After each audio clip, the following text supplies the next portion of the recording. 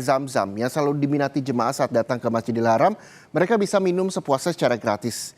Di mana jurnalis Kompas TV Sofyan Hartanto yang tergabung dalam Media Center Haji 2026 akan melaporkannya untuk Anda. Jemaah haji memadati kawasan Masjidil Haram, Mekah, Arab Saudi jelang puncak ibadah haji. Setibanya di depan Masjidil Haram, jemaah disambut jamuan air Zam-zam. Mereka bisa meminum sepuasnya. Rasa lelah perjalanan dari terminal bus atau hotel terobati setelah meneguk air Zam-zam ini. Air Zam-zam selalu tersedia di sudut-sudut Masjidil Haram. Ada petugas yang dengan ramah menawarkan air ini. Salah satunya adalah Suhil. Sudah 5 tahun ia bekerja sebagai petugas penyaji air Zam-zam di Masjidil Haram. Tidak hanya ramah, laki-laki asal Pakistan ini juga fasih berbahasa Indonesia. Di Masjidil Haram, air yang berada di ember besar berwarna coklat muda ini asli air Zam-zam. Terima kasih, saya sudah dikasih ya. Air Zam-zam. Iya, minum Zam-zam, air bagus. Air bagus untuk? Iya.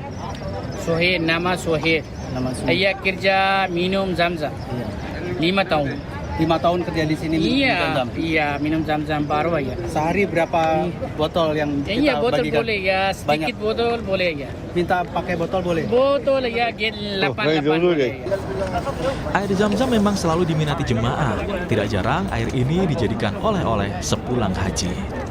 Semua jemaah yang ada di sini bisa memanfaatkan air Zam-zam ini secara gratis sepuasnya, tapi tetap harus bijak dalam meminumnya. Sofyan Hartanto, Kompas TV, Mekah, Arab Saudi.